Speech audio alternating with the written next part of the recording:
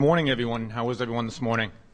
Hopefully enjoying the conference. You have the pleasure of getting you all at the early morning hour here.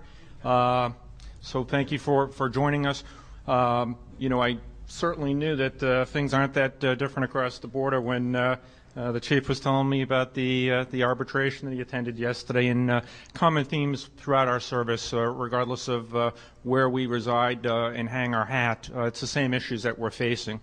I also know last time I was up here from Florida, it was in '06, and it was 107 degrees Fahrenheit, and there were heat shelters open, and I think we've brought the same this week as well. So that's follows us around.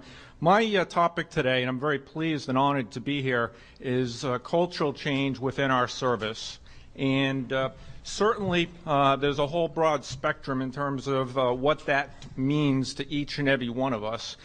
Today, I've elected to focus on the culture within the fire service, particularly the American Fire Service, as it relates to safety and line of duty, fatalities, injuries, and how that culture has driven our deaths and injuries within the service. As the chief pointed out, certainly that culture, if you will, can be applied to many aspects of our departments. Everything from a sense of entitlement, everything from the sense of tradition and embracing traditions, and in fact may not necessarily be the best practices in today's day and age. So we're going to talk with emphasis and focus on safety. However, as we go through this, one of the things I would encourage each of you to do is reflect throughout the organization that you're in.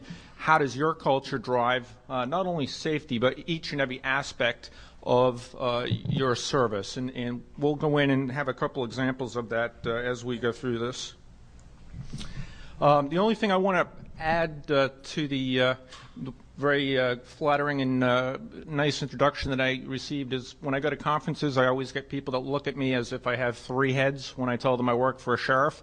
We're a very unique operation where we have a elected sheriff who's a public safety constitutional officer, and under that sheriff who's elected throughout the entire county, which you heard is 1.8 million, are basically three different pillars. The sheriff runs all the jails, so there's a colonel over the correction system. The sheriff is in charge of all law enforcement and has a colonel that is in charge of all law enforcement services. And then in our county, the sheriff also runs the fire and rescue service, both fire and emergency medical services, and has a chief of department that runs